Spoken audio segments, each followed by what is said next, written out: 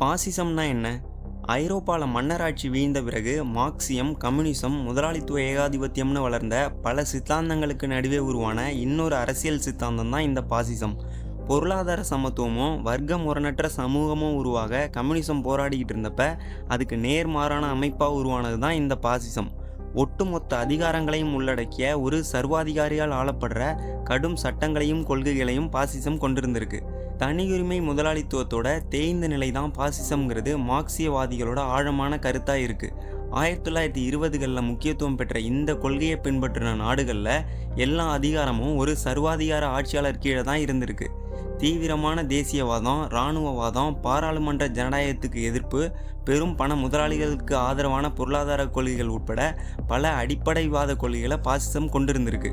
இத்தாலியில் தோன்றி அங்கேயே வீழ்ந்து போன பாசிச கொள்கை இன்றைக்கும் பல நாடுகளில் மறைமுக அரசியலாக நடந்துட்டு தான் இருக்குது.